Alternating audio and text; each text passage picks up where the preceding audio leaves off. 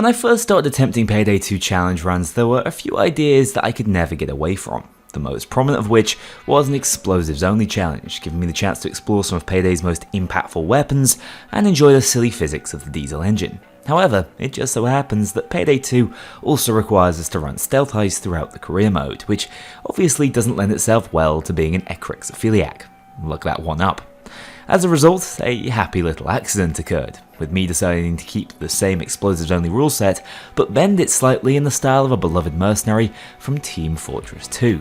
With #SaveTF2 on everyone's mind, and our very own Payday Twitter man flying the flag for the bot-riddled classic, I couldn't think of a better time for the Demoman to cross over into the world of Payday 2 and bring his brand of explosive justice to another once dead game. So, allow me to ask the question, can you beat Payday 2 as the one and only Demoman? As ever, let's begin by defining the specific rules of this challenge run. To put it simply, the only weapons we're allowed to fire with lethal effect are those that deal explosive damage. This means that we're not able to use any weapon that can headshot or additional forms of damage after the initial explosion, such as fire, electricity, and poison gas. Explosive bolts and high explosive shotgun rounds are available, but are unlikely to be the focus of this run. In order to play a little more into the Demoman theme, I'm also allowed to deal damage with two very specific melee weapons, the Rivertown Glen bottle and the Potato Masher, representing the demo's very own bottle and Ullapool Caber from TF2. Sadly, this one won't explode, no matter how hard I try. This was an essential rule to add, as it means that I can actually pick up kills during stealth, as the pacifist run in stealth on top of all the other rules seemed a little too much to force myself through this time. All other rules are carried over from prior challenge runs, meaning Yelwonk has to forget everything he learned as Robin Hood and start anew at level 0 as the embodiment of the Demoman. No additional XP or cash grinding is allowed, and the crew AI can only be used when they don't take an active role in the gameplay. Mods are kept to a minimum. This time we're running Poco Hood, as I simply need to see numbers at this point.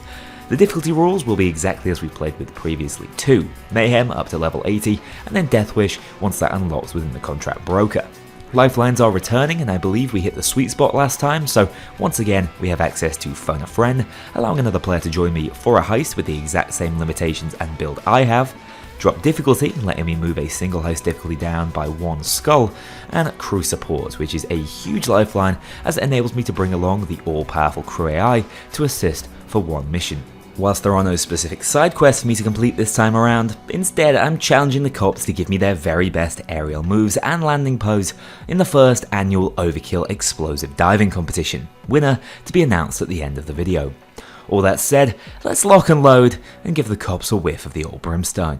For the first time ever, this run was streamed almost in its entirety over on Twitch, so in front of a live studio audience, Yelwonk once again had to suffer the humiliation of going back to level 0. Starting these runs is always incredibly tricky as we don't have access to explosives outside of the frag grenade. Instead of doing the loud tutorial where the AI cannot be turned off, I decided to head into a Mayhem car shop which showed up on CrimeNet. Completing this stealthily would keep us within the rule set, as reaching level 10 can also get you through the first career mission. Sadly, without having the levels required to use any of the Demoman legal melee weapons, this would have to be done as a pacifist, which unless you get ideal RNG is really difficult at level 0 with no perk deck, especially as we have to take the bank manager hostage. After a few failed attempts, one going wrong as late as the point of placing C4, I decided this was the least exciting way to kick off a challenge run that was meant to be all about explosive action. I attempted to stealth 4 stores next, forgetting that I'd be dealing with Titan cameras, which also made that impossible to pull off in our current state. After over half an hour of not really getting into the proper challenge, I decided to try and take on Ukrainian Job, which to my massive relief is very possible thanks to being able to dominate all guards on the map.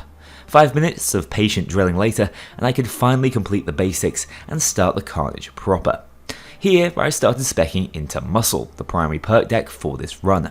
We chose this as it would allow me to run Dynamite in my throwable slot, giving me another means to dish out that Scottish resistance. To tell you the truth, the temptation to go Stoic and play further into the Demoman's love of the good stuff was powerful, but after Stoic single-handedly trivialised large portions of the Robin Hood run, I decided I'd do us all a favour and use a slightly less OP perk deck. That's not to say Muscle isn't strong, especially for the early game on Mayhem. Sadly, it's not the ideal deck to run, as explosives are really bad at activating the panic this deck is so reliant on, but even so, we can make this work. Skill-wise, I grabbed C4 and Technician to give me a tool against bulldozers, and purchased both a saw for speeding up objectives and the Rheinfeld 880 shotgun, as it was the only weapon I could afford that also had access to explosive damage in the form of the HE rounds. After armoring up and equipping my trusty dynamite, I head into Bank Heist Cache to kick things off with a bang. However, let me tell you, this might have been the worst weapon I have ever used in Payday 2. Without the ability to headshot, it deals a measly 70 damage per shell, meaning it takes me well over a full reload to actually kill anything. After being unceremoniously dozed, I realised I'd need to call in reinforcements to get even the simplest of bank heists done. Picking up 2 sets of converts and first aid kits from within Mastermind, and dropping the C4 strategy for now. Whilst I was still functionally useless, my jokers were actually quite strong, carrying most of the heist by themselves. At the very least, I could interrupt and crowd control the SWAT teams with my shotgun and force objectives through using uppers and first aid kits. Eventually, I found my way into the vault, leaving out the back door in a not so clean getaway. Funnily enough, this second sniper shot would have killed me if I didn't have the extra 10% health from tier 1 of muscle, so already my perk deck was coming in clutch. Running up on Jewelry Store next, I wouldn't get quite so lucky. Snipers shouldn't be a problem later in the run, as our deck is a great counter, but for now, they were tearing me a new one. Also, with having to deal explosive damage, it was immediately apparent that no civs would be safe, which was extra problematic as I actually needed as much spending cash as I could get to replace that god-awful Rheinfeld with a real demo weapon. With that in mind, I decided that I'd have to take on Jewelry Store in stealth, drilling the Titan safe without alerting the shop front, and then controlling the civs to the best of my ability. To be fair, I imagine bumping into the demo would put the fear of God into you. This was a huge success, but once again my explosive urges were being repressed, and the Diamond Store would mean more of that pathetic sneaky around we really want to avoid. In any case, we're very bad at it, as this guard hits us with the moves and actually manages to arrest me through a wall. Real magicians they're hiring at the Diamond Store these days. In the interest of time, Run 3 was a great success, controlling all 3 patrolling guards on the upper floor before clearing out the store bloodlessly. Still not enough to buy this heister a new, more functional weapon though. So I begrudgingly set off to take on Go Bank, a tough hurdle for me to leap in the past. I was immediately reminded of the torture of trying this loud in the no shooting run, as the sniper coverage was just too much without a weapon that could actually take them out. As a result, I was sent tumbling down by the butt of this guy's gun, who then attempted to get back into my gut box with an impressive flop. On attempt 2, I actually took some crouching pot shots at the snipers, which helped a great deal, but the fact that it took over 5 direct hits to actually land a kill with this junk weapon was still pretty painful. But being able to knock down and disrupt them was enough to get the cage assembled cleanly this time around. Oh, and this fella deserves an honourable mention for that barrel roll. Definitely theatrical enough to land him a 7 out of 10. Despite getting horrifically lost in the tunnels, I was able to secure 1 money bag and make it out of the dreaded Go Bank on only the 2nd try. This was a huge step for this run, giving me the cash in hand to actually buy a weapon worthy of the Demoman's arsenal, the Compat 40 grenade launcher. This has always been a favourite of mine and would be absolutely essential heading into the armoured transport heist. Crossroads proved too difficult due to the sniper coverage, but moving over to Park it was possible for me to heist free of those dreaded red lasers. It's here I need to mention a certain glitch which undoubtedly helped the first portion of this run. At the time of recording, for absolutely no reason, grenades which made contact with the floor would explode twice, doubling my damage output, which was massive in killing special enemies in the early stages. Whilst not outright cheating, as it was an unavoidable bug in the game, I must admit I did make full use of this glitch before it was patched later into the playthrough. With the spirit of the Demoman, shall we call it, doubling my damage, it was easy enough for me to clear Transport Park twice over for those 2 necessary transport completions. However, the second run did throw me quite the curveball. The sniper escape is honestly such a strange day. Step outside the convenience store and prepare to be completely decimated. I re-equipped my Rheinfeld to help in the struggle, but even with a sniper killing weapon, this was impossibly painful. Don't forget that we need to secure all 5 bags of loot to actually escape, and I'm almost positive these snipers are hacking as they seem infinitely more accurate than their non-scripted counterparts. As a result, I failed again And again. Fortunately, each run was over in a matter of seconds though, if it wasn't going to work out, but it definitely didn't help with my completion stats. Also, even my own first aid kit seemed to be betraying me at this point. To tell the truth, just restarting the whole transport heist would have been faster, but something about this heist made me really get the bit between my teeth. I wasn't about to be defeated by a bunch of wall-hacking snipers, and eventually I was able to grind it down, escaping in the chopper with all of the loot. So far, this run had been anything but a walk in the park, and with transport train heist forcing me to attempt stealth again, it wasn't about to get any easier. Whilst I was now allowed to give the security the old Scottish handshake with my bottle, this is just a tough heist to stealth even when not playing as a pacifist. After a plethora of failures, the final straw came after this guy managed to call the cops directly in front of me.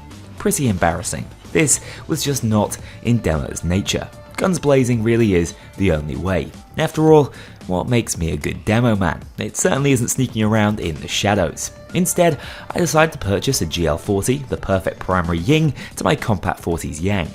Without any ammo skills, it is necessary to be a little cautious with when I fire, looking for multi-kills whenever possible. But fortunately, the blast radius on both of these launchers facilitates that perfectly. This ended up being a really fun romp. I have no idea what I was doing trying to stealth this heist instead. Honourable mentions go to this cloaker for an impressive headbanger, this guy who I didn't see die but held this fantastic pose in the afterlife, and this dude who went on an actual space mission after taking a grenade to the chops. Bag moving simulators are never much fun unless you're launching cops to Kingdom Come in the process. At last, it felt as if I was getting into my groove. I don't think on many other challenges I could have actually taken on the train heist in Loud, so already things were shaping up. Mall Crasher comes next, very much the perfect job for a man who's made a career in uncontrolled demolitions. The most interesting occurrence here was this lad, who was understandably not responding to my attempts to convert him to my side, bearing in mind he'd passed away several minutes prior. Never change, Payday. With that, I picked up a China Puff, usually the unloved younger brother of the Compact & Co, but with the double damage buff, actually an incredibly useful addition to my arsenal. Shape charges, very in keeping with the theme, made short work of the 4 stores safes, almost as well as this cop made short work of that impressive hang time. Easy 8 out of 10 from me. Vlad's jobs were already starting to drop like flies. We know how easy Ukrainian job is, this time going Loud for extra excitement, before inexplicably having a pacifist escape when no cops seemed to want to enter the minefield I'd set up. Sticky traps working as intended. Please ignore this footage of me getting soloed by a beat cop. White Christmas is more of the same, getting really lucky with the RNG and clearing it in speedrun time. At this point, I have access to all core skills, including Shotproof for the dreaded tasers, Hostage Taker to heal up that massive muscle health pool, and a few melee skills to help me mash some potatoes. This means that even heists such as Meltdown, which have traditionally given me trouble, are easy enough to handle. Vehicular heists are actually much easier for me, as I can use them to legitimately kill high health problem enemies such as dozers with ease, choosing to use the speedrun strat of carrying all 8 of the warheads on a singular forklift truck. Explosives even make SWAT turrets a non-issue, meaning this janky escape was all but guaranteed. Pretty impressive considering all the times I hit literal nuclear warheads with my high explosive grenades. Aftershock is how I imagine most heist luck after Demo Yell Wonk is done with them, making it another excellent playground to see if pigs really can fly. I decided to test out the velocity of Vlad's men too, just for comparability, and was surprised to notice that these friendly gangsters actually drop as ammo. How thoughtful. Some genius in chat told me to try launching the safes in the van, which out of curiosity I complied with. Thanks mate, really helpful. And to rub salt into the wound, shortly after I found myself getting completely wombo combo by this dozer, Demo dominated by the heavy once again. This was the first failure in a little while though, so spirits were still high. So high in fact, I tripped and fell off the overpass. This is why they say don't drink and heist. After one more lengthy failed attempt, I finally pulled myself together for the 4th time completion. At least I was able to find this pretty satisfying dynamite throw, one of the few times it was especially useful throughout the run. Fortunately, Nightclub was a nice return to Easy Street, enemies clumping together in tight spaces, perfect for a loose cannon such as myself to clear with no trouble. Stealing Xmas, another heist that really should fall into the easy category, did slow me down just a little bit. Not for the first time in this run, getting double tapped by this cheating sniper, even if it was a case of mutually assured destruction, where I seemingly atomized the guy. Can't get a score for your death dive if you literally disintegrate, mate. On attempt 2, I approached the roof with a little more respect, even though I did get punched off it at one point, landing on the balcony below with a sigh of relief. This reprieve was enough to see me escape on the Christmas tree shortly after. That's it for Vlad, meaning on to Hector, whose jobs just don't seem to do it for me these days. You can see I was really getting into that demo roleplay though. After I blew the escape car to smithereens, I was notably confused as to why Twitch wasn't talking to me anymore. Even though I had to wait out the helicopter escape, I really feel like my build is now more than capable of taking on Mayhem difficulty. On day 2, I'd like to give a special shout out to these shield lads for being the first entrants to the synchronized diving category. Definitely an impressive display, and you can also see me desperately trying to kill dozers using C4, which often doesn't work as they refuse to move whilst it's under their feet. Even so, Watch Dogs is an incredibly simple clear. Firestarter is to follow, another heist which shouldn't cause too many problems. I made a few adjustments here as doses were kind of a pain. Deciding to put together a crit build, making use of the fact that for whatever reason, the China Puff can actually deal critical damage. Of course we have to blow up the weapons on day 1, Demo wouldn't want anything to do with those kinds of ballistics, and then on day 2 I finally get to see those crits in action, almost one-shotting bulldozers. Day 3 saw the dozers strike back though, as the rare Mayhem Skulldozer was able to tear through my fairly janky crit setup right as I was about to flee the scene. Not the end of the world, just a short setback before escaping on the second try. Rats rounds off the Hector trifecta. Yes, I scripted that. A heist which needs little introduction, but also pretty limited discussion. Day 1 is the most challenging, but with this town watching over the cooking process like an angelic figure, my success was already secured. I also blew the minds of half my chat by putting up the GL40 iron sights. Apparently, this was a lesser known feature. Day 2 and 3 are both trivial after the success of day 1, so Rats goes up in smoke. A little disappointed I couldn't blow up the lab on day 1, would have certainly been in keeping with the theme. The Elephant adds some comparative complexity to proceedings now, forcing me to put together my first stealth build in ages so I can ECM rush day 1 of Big Oil. The way stealth is meant to be played, right fellas? Day 2 is actually a heist I've been practicing a ton lately, so it wasn't too much of an obstacle. This full-on conga line of cops didn't help, and neither did the butt of this cloaker's weapon, but even after that setback, attempt 2 was all I'd need, successfully getting revenge on Cloaker Kind by decapitating this one with a door. I did my own science for once, free of any online calculators, escaping in just under 20 minutes. Framing Frame is next on the Elephant's list of jobs, a heist which is traditionally done in stealth, but not today. I moved my build around again, dropping the crit gimmick for additional survivability. Day 1 is actually a very easy and simplistic loud heist, and the ensuing escape let me finally show the potential of C4 on a dozer. Surprisingly enough, there was no ambush on day 2, even though one's almost guaranteed by going loud on day 1. That brings us on to Framing Frame at day 3, one of the most uninspired heists in the game in loud. Simply hack a computer and slowly lose your mind as the power goes off every 5 seconds, which is almost stroke for stroke exactly how it went.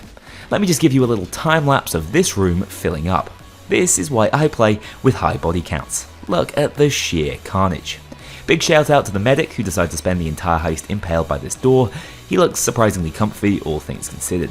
After a torturous back and forth with the computer, quite a few close calls with the dreaded green dozers, and creating a display that can only be described as modern art, I was finally able to flee the hellscape that was rapidly turning into something out of a Hieronymus Bosch painting. As I remembered to grab the parts to unlock the Arbiter grenade launcher as I left this heist, I suddenly realised my folly.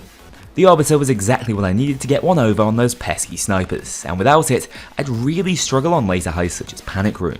So, I decided to head back into heists such as Big Oil and Firestarter to pick up the keys and cases, using a mod to prevent me from earning money and XP to keep things as fair as possible. This was absolutely a worthwhile sidetrack for this challenge run, but for now, it was time for another of the few heists I'd be taking on in stealth. Election Day is one I'm ridiculously familiar with at this point, meaning I was able to guess rush day 1, and then despite a fairly close call with the 2 most cowardly guards in DC, able to slink my way through day 2 with the usual ECM strategy. Moving up in the world, the dentist jobs always throw a spanner in the works, and will be heralding the start of Death Wish difficulty. First up, I charge my way straight into Big Bank with my newly purchased Kknowley from Gaofeng. I was thinking this thing may be a step up on the GL40, but honestly, without being able to fire it normally, it just doesn't have the pickup required to make it work long term. As a result, the Compact 40 does a lot of heavy lifting on this heist. This dozer gets a whiff of the old brimstone before vigorously cuddling up on the wall, honestly making my day. The rest of the heist was relatively uneventful, although I would like to point out that this was all recorded after update 221, fixing the double damage grenades, meaning no more special one-shots. At the moment, I had more than enough firepower, even without being carried by unintended glitches, to work my way through the remaining Mayhem heists though. Hotline Miami also went by in a blink of Yell Wants one remaining eye, allowing me to showcase the efficacy of my newly unlocked Arbiter against the snipers of Washington. Few things are more satisfying than sending their broken bodies sailing through the sky from the opposite side of the map. Day 2 did see the nightmarish army of green dozers outside the panic room shut me down not once, but twice, but I was able to adapt on attempt 3, especially aided by the fact that they seemed to just run away from me rather than run into my C4. Truly adaptive AI of the next generation. After what was a seriously intense heist and a sign of the difficulty to come, I gave the Commissar a little more than a wayward pinch of potassium chlorate and fled the scene as soon as possible. Problem: that pushed us straight over to level 80, the fastest in the storyline I'd ever made it to this point. The issue being, that meant that Hoxton Breakout, a notoriously challenging solo heist, would have to be taken on at Death Wish for the first time in challenge run history. This called for a pretty serious build overhaul. As much as chat kept reminding me the Black Box or Commando 101 is a soldier weapon, this rule set allows me to use any explosive damage outputting option. To tell you the truth, the reason I'd avoided it so far was because this thing is disgustingly overpowered. But the task at hand really called for it. I coupled this with a switch over to Jack of all trades and ammo bags, allowing me to refuel the beast and fire it freely thanks to Bulletstorm. Attempt 1 at the breakout really was a portent of the future, firing just slightly too close to my own feet and committing seppuku. Sadly, no rocket or sticky jumping allowed in Payday 2. Run 2 went much the same way, clipping this planter and sending myself tumbling down. Clearly, I am a bad Demoman. On the third attempt, I finally got myself off the first turn without finding some of my own shrapnel lodged in my non-manky eye. Once I had that freedom, it was a fairly straight shot to the car park, where I spent a good couple of minutes picklocking doors before finally escaping to day 2. Alas, things only get harder from here. The FBI alone could tear even my close to completed muscle build up in an instant. To make matters worse, it was also pretty clear we'd seen the best of the cop dives, as I believe the double grenade glitch was also providing double the launch power. Pathetic, Taser.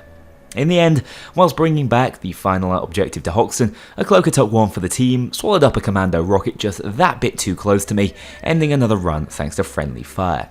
Yet another 18 minutes later, and I was back sprawling on the ground, this time flanked and unable to react in time. This saw my patience go from boundless to non-existent, especially after I had deja vu on the next run when I failed to pay attention to my upper's cooldown timer. That whole thing about an errant twitch turning into Kknowley was becoming far too familiar. Now, I was failing to the FBI with how on tilt I was, not helped by Big Bonnie getting stuck on every single staircase. Stream chat was even calling for someone to take the commando out of my hands, as I was more of a danger to myself than any of the cops. However, I forged forward regardless, this time bringing more first aid and activating the 1-minute Bulletstorm timer when escaping with the server, which gave me more than enough firepower to clear my way to the sanctity of the escape. Huge relief. With chat ridiculing me, I decided to switch back to the Arbiter for the especially long-ranged Hoxton Revenge. I also have Iron Man aced at this point, giving me even more tankiness, particularly against those dreaded snipers. I was pretty well prepared for this one, but it was becoming clear that basically every heist from now on was going to be a massive slog. This lad seems to be comfortable at it all though. After cracking the vault, I gave Hector a few sticks of dynamite to hold on to for me, and prepared to grab some ammo for the escape. Alas, I died milliseconds away from placing this first aid kit, thanks to all the sniper coverage. Not to worry, I had the strat down now, and after offering Hoxton my old bottle of Scrumpy, it was time to take on the escape again. This time I took care to keep on top of the sniper population and grabbed the last bag of evidence just after 17 minutes. Every heist was turning into an all-out war now, and the inability to deal headshot damage was really coming back to haunt me. So as a change of pace, I put together a more complete stealth build with explosive bows and attempted the diamond silently. My first 3 tries betrayed my rust, but a 4th attempt was blessed by great trap floor RNG and saw me clear the heist with relative ease. Stealth really isn't the MO of this run, but occasionally I need a change of pace, particularly when about to head into the dreaded Golden Grin. I promised myself no floor clipping strats this time, which meant I had to contend with a really tough heist while not even having a full perk deck. Those fears were well founded after getting bullied inside the casino only to run outside for a reprieve and being finished off by the sniper lying in wait. When attempting my revenge on the next run, I found this sniper to have an invisible force field against explosives, which I could only circumvent with my trusty dynamite. Pretty impressive dive from that height. Good to see that there's still some competition going around. From 2 minigun dozers spawning side by side to this manic scrap in the bathroom, I was sure this run was not going to be the one, but my grit and determination paid off as the tide turned in my favour, playing around the sluggish dozers and escaping with the dentist's final haul after quite the barn burner. The bomb heists come next, with the Arbiter granting access to the otherwise nightmarish sniper fest that is Bomb Forest. My first attempt was scuppered by an army of blue SWATs, of all things, the embarrassment of which pushed me over to the bomb dockyard. Here I tried out the newly added Basilisk 3V grenade launcher, which has excellent ammo economy. Sadly, because the poison nades are off the table, we can't really make the most out of this thing, and eventually, whilst hacking the ship's terminal, I found myself completely overran in the claustrophobic warehouse. This sent me fleeing back to Bomb Forest, where the additional space helped me work around the limited solo spawns. The tricky thing here though is working out what pre-planning is best for this heist. Initially I tried the plane escape, but that run was sank by one of the strangest interactions. As my grenade hit this loot bag, it absorbed the entire explosion, leading to this SWAT's miraculous survival and single-handed Yelwonk takedown. Yes, that happened. On the next attempt I went for the boat escape before being thwarted by the ultra-powerful scripted dozer and shield spawns at the roadblock. Once again, we return to the forest at night, this time with the most expensive helicopter escape purchased. This was clearly the key to completion. I mean, I still died, but it was definitely the right approach if I was going to manage things this way. But I thought, why not flex my stealthing muscles once again and practice the bomb dockyard before my next any percent speedrun. I had a couple of slip-ups, but honestly, outside of a moral debate with chat over killing this guy, before mercilessly beating a sieve to death with a bottle instead, it wasn't the most taxing dockyard I've ever stealthed. Happy to be rid of it though. Scarface Mansion is our next challenge, a heist where ironically enough, Ernesto Souza provided incredibly effective covering fire for me. It's a long one, but not a particularly difficult one, and once the turrets were down, Souza himself was sure to fall, after I'd ran around to charge up my bloodthirst. I was sure to mash his potatoes real good though.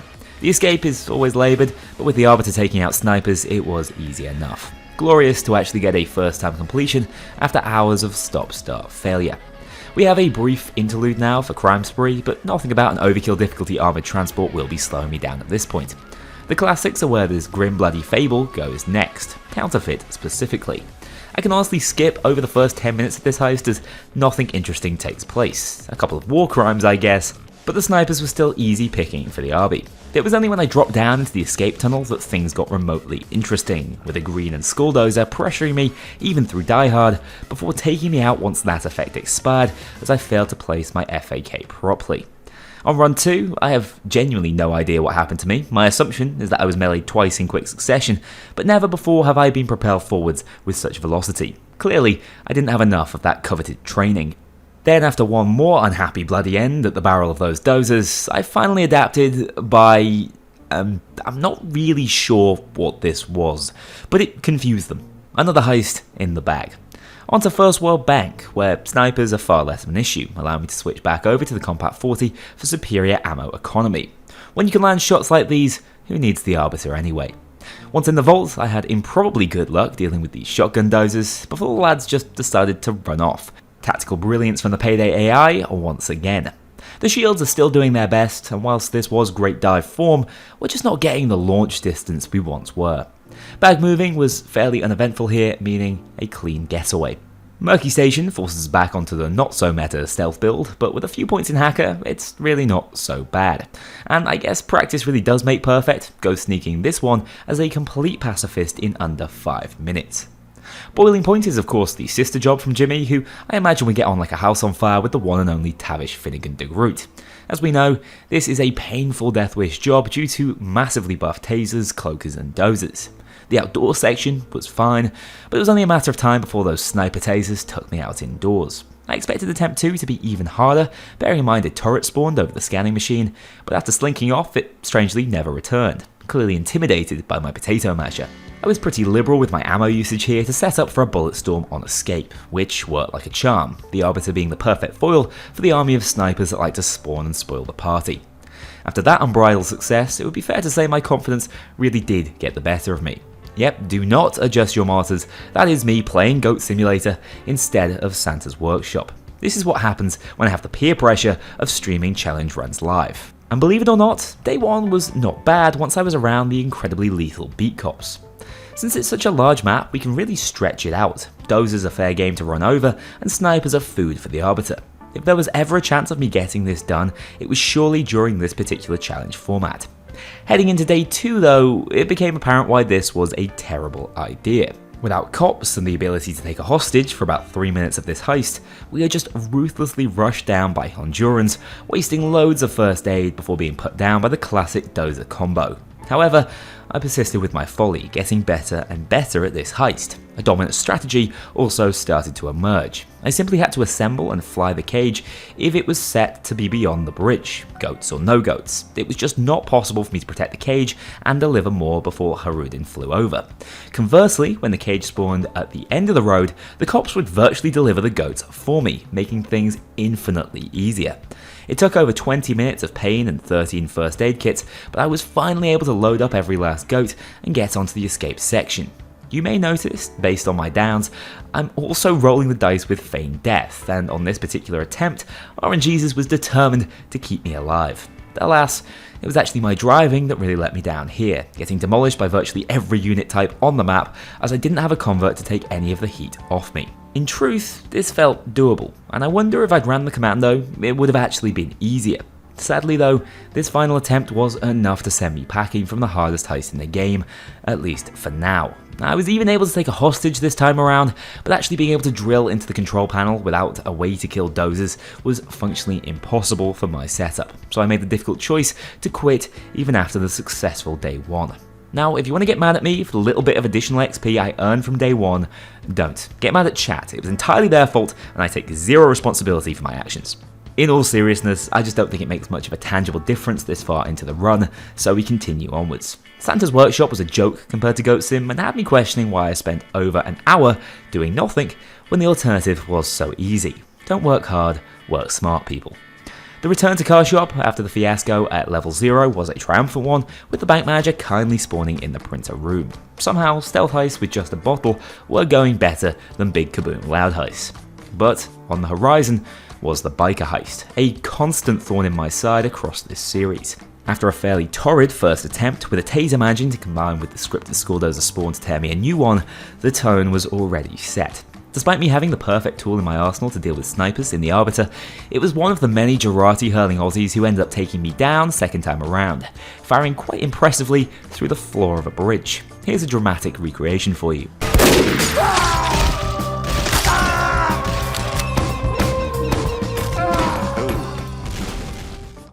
Attempt 3 was looking to go much the same way, but once I had a handle on those pesky Australians, it was easy enough to handle the ground forces, even succeeding in a notoriously problematic special parts objective thanks to my lethal C4.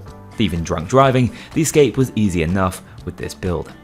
Day 2 is usually the redeeming factor for Biker Heist, a fast-paced gauntlet that's normally over in a couple of minutes. However, there was one thing that I'd failed to consider. At the front of the train is the biker boss, who for some reason has a damage cap on explosives. This cap is set to 820, even from C4, meaning I'd need a lot of patience to even make a dent in that 30,000 health point pool.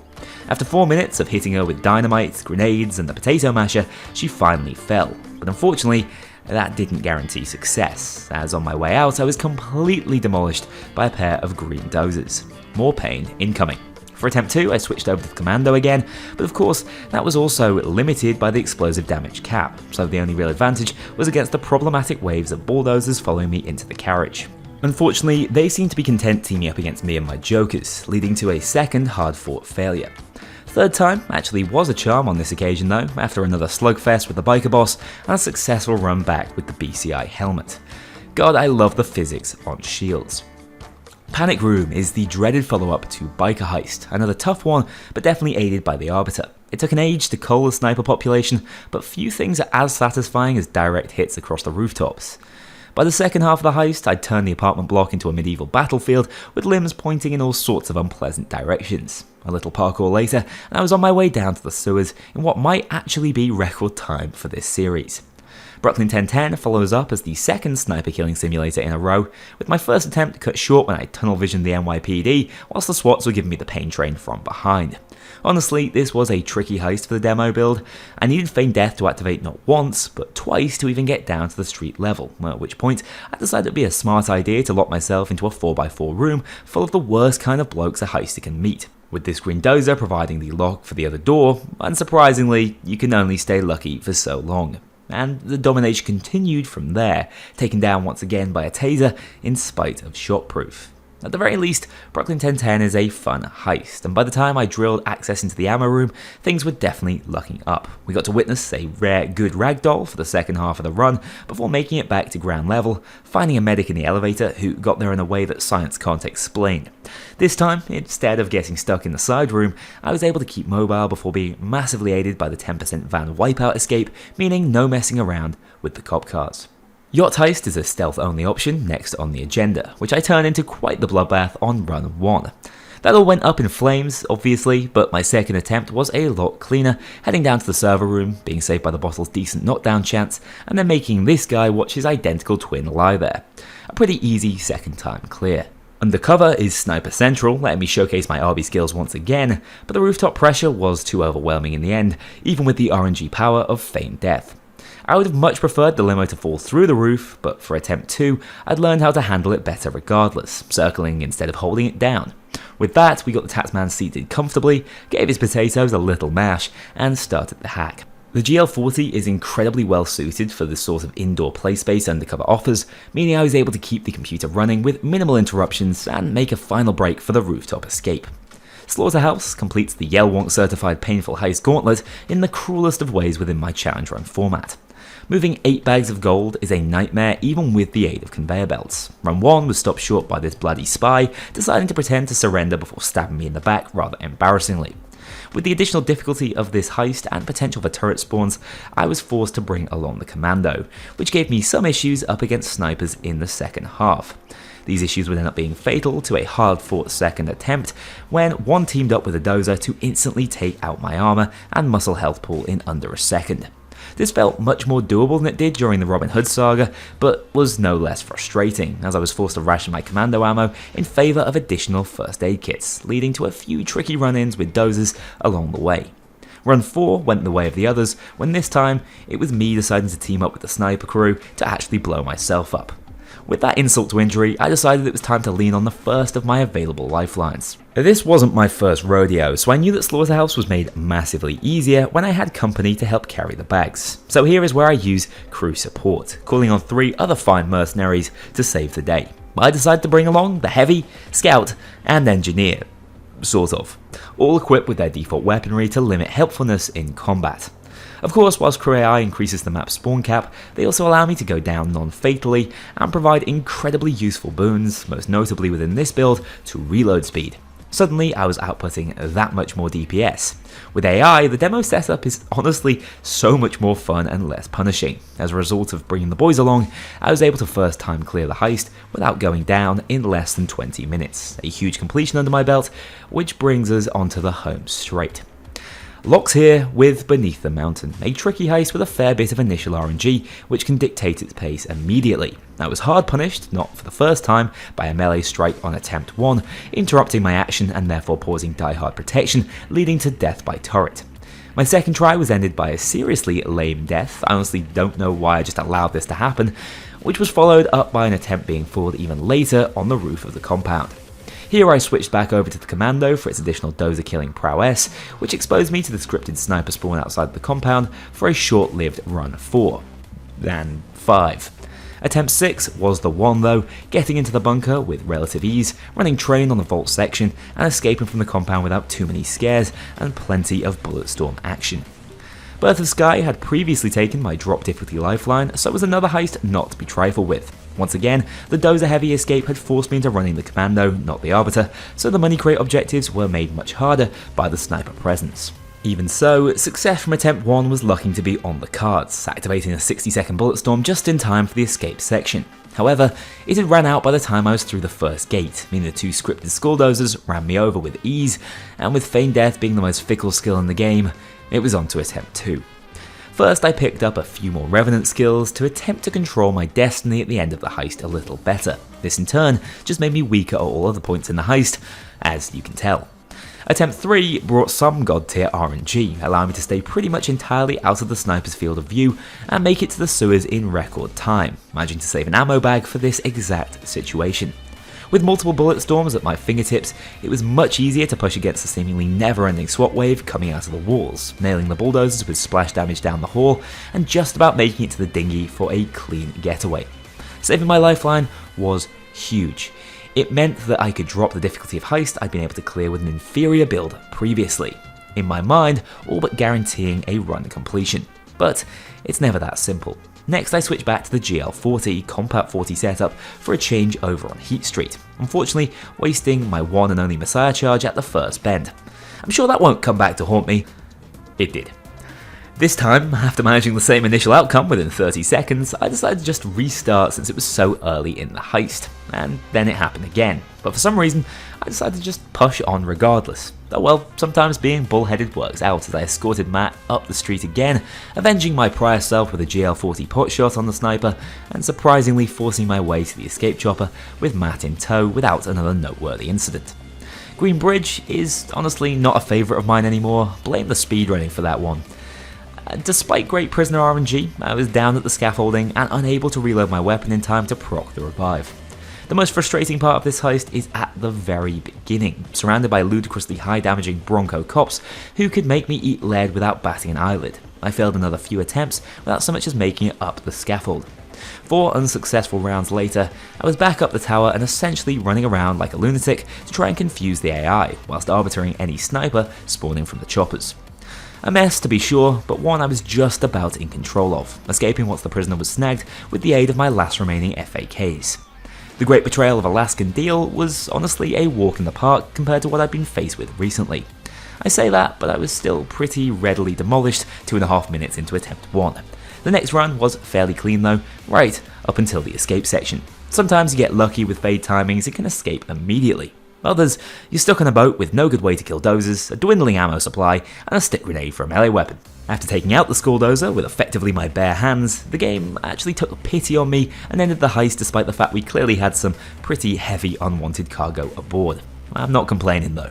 My plan for the diamond heist was to go with some sort of hybrid stealth build that I could switch to loud if I messed up on the loot secure section. This meant that I was stealthing with an even less optimized hacker setup. Stealth attempt number 1 went about as well as you would expect it to. Run 2 though went really cleanly. That was until my high detection risk finally came back to haunt me on the bag moving section, getting caught out and like an idiot placing my ECM sporadically, leading to the auto turrets in the diamond vault, tearing up my glass cannon build. With this, any pretense of a stealthy Demoman was thrown out of the window, back to good honest muscle and grenade launches, as it should be. Feigned death prolonged this one early on before I found myself bullied and outmuscled by this chunky boy. Definitely some correlation between using explosives and getting punched in the face a lot. I'd wrap my head around what was required of me at this point though. Diamond heist is really not that hard. Special shout out to this taser who had mercy on me and then performed a phenomenal swan dive off the stairs. Easy overall completion in the end, nothing like the upcoming Reservoir Dogs. Day 1, which is actually day 2, and sees Locke turn out to be a good guy, as if it wasn't confusing enough from the get-go, is actually quite easy, especially when the snipers decide to have mercy on me.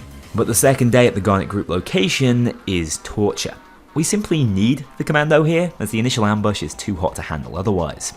Even with it, I find myself getting overran by the basic beat cops who deal far too much damage in my opinion, failing run 1, 3, and 4 in the exact same way, even switching out my primary for the potato masher at one point in the scramble.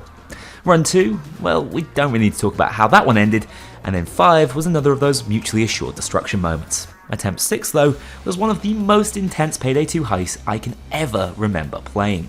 From the initial standoff versus the ambush and early responders, to the many dangerous trips I took across the corpse-strewn road, to even the rocket launcher counter-sniping, this was high octane across the board. After playing hot potato with the diamond bags, which the cops seemed to prioritise way too heavily on this heist, I was finally in the clear, using a huge 60-second bullet storm to force my way through the Miami streets and make it out with a grand total of 0 first aid kits remaining. Skin of my teeth doesn't come close. Brooklyn Bank is next, a simple heist, as long as you remember to take cover instead of jumping lovingly into the arms of a shotgun dozer. Run 2 rewarded my failure with slightly kinder RNG, as I was reminded just how disgustingly overpowered the commando is at holding down space. 13 kills in 2 shots really is overkill. This ended up being a simple heist clear without too many issues at all. Breaking feds, on the other hand, is the dictionary definition of an issue, especially for my explosives only build. And yet, Run 1 went absolutely sensationally when the chat managed to guess the code immediately after I distracted Garrett for the first time. And lo and behold, the coffer was right there, no messing around with keycards required. And then, I lost my mind, walking directly into Garrett's, which in case you didn't know, is instant failure within this heist. Not to worry, I clearly had a decent handle on what I was doing after practicing for the speedrun. I'd just take it on again, and yeah, I got trapped in his office by 2 patrolling guards. Rough, but really my own fault as I was getting greedy. Run 3 would surely be the one. Yep, there it is, safe opened, keycard obtained, just a short trip over to the archives. Oh, that guy spotted me, but it's all good. A full minute of ECM jammer awaits. Surely I can't find a way to fail this. Yeah, shooting that guy, big mistake. It was that explosive sound which was loud enough to alert Garrett, who apparently is immune to ECMs, giving me not quite enough time to secure the loot, despite clearly being out of there. Imagine being so good at failing this heist when there should literally be nothing standing in my way from completing it. This couldn't keep happening though. Eventually, even by sheer luck, I was going to get there, and once again, after taking things a little slower, I was in with my first code, down to the basement this time, and on my way out of this god-forsaken hellhole. Time now for the always challenging Henry's Rock. If any remaining heist was likely to claim my lifelines, it would probably be this one. 5 minutes into attempt 1, a minigun dozer reminded me why it was one of the few counters to the overwhelming power of the commando, but I reminded him that sometimes I can come back from the bloody grave. This honestly felt like a clean first run and done, this taser even throwing in a celebratory pencil dive for me, and these shields lining up for a hugely satisfying multi-kill. However, there was one persistent problem. The chopper snipers were a nightmare to hit with either weapon and kept piling on a dangerous amount of pressure. Then, I forgot the damn loot, rubbing my face up against the escape helo in pure confusion. I'd saved my Messiah charge for this far into the heist, but even so, it just wasn't enough, going down to my own explosive damage meters away from victory.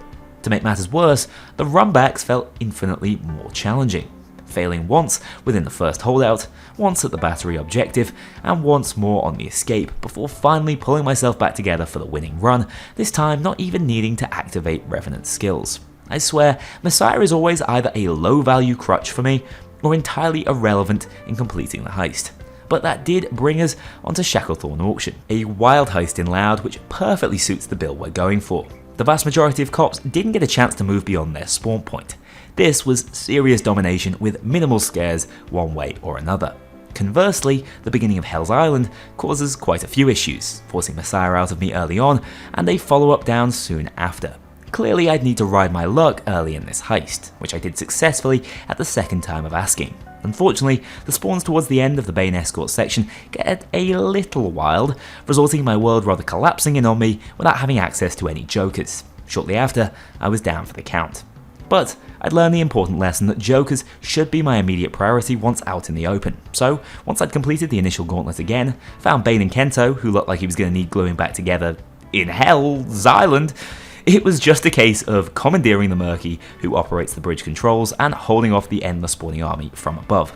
Bulletstorm Oblivion ensued, with escape all but delivered by the Commando 101, certified MVP of this run. No Mercy is the second to last heist in career mode, but in terms of difficulty it should probably come hours earlier, especially with a high explosive build such as this one. Another heist where the environment ends up as more man than flooring. At this point, I also switched over to the Piglet, which, to tell you the truth, I should have been using ages ago. Even without its signature electric grenades, this thing has far greater DPS for dealing with dozers, and with intelligent play can be auto-reloaded by enemy tasers easily enough. All the RNG seemed to go my way on this one, a really simple heist overall. So as they say, there can be only one heist left. The White House. Time for something a little bit special. Now I went to Mod Workshop and downloaded the Demoman Replaces Sangres mod, a character replacer which would give me the Demoman voice lines of my dreams at long last. At level 100, I was able to finish off the final build, which looked something like this, and head into a seriously challenging final heist, with 2 lifelines still remaining. Immediately upon landing the chopper, the sound of "You're all bloody dead" rang out. Poetry in motion. And then, disaster. A crash. The first of the run. 5 minutes later, another crash. 2 after that, once more the game stopped working. The demo mod had to go. But even afterwards, a crash still came. Clearly the power of the Demoman had left my game unstable. I made the executive call to remove my HUD mod, which seemed to help the stability for what it's worth, but certainly didn't help the gameplay, reaching the Oval Office before trapping myself in a storage cupboard with half the Murky Water army. But things were absolutely not going to end like this. I wanted to prove that I could do this run with as few lifelines used as possible, so I went in once again. This time, I managed to control the West Wing with surprising ease, finally getting the most out of my piglet. But after making it into the POC, it was immediately clear the White House Loud remains too hard for every challenge build I've created. Struggling to maintain jokers, I was consistently the focus of attention, running out of precious resources rapidly, constantly seeing the hack interrupted, and despite amusingly being kept alive on an IV drip of feigned death, unable to even make it to stage 2 of the hack. No way was this going to work. Stealth was the only answer, which kept my lifelines intact. Of course, stealth was not really my forte with this build, so I ran into one failure at the Oval Office and another deep within the bowels of the POC, due to using all my pages far too early in the heist, and this lad going straight in with the cuffs. Bet that interaction was confusing to the operator on the other end.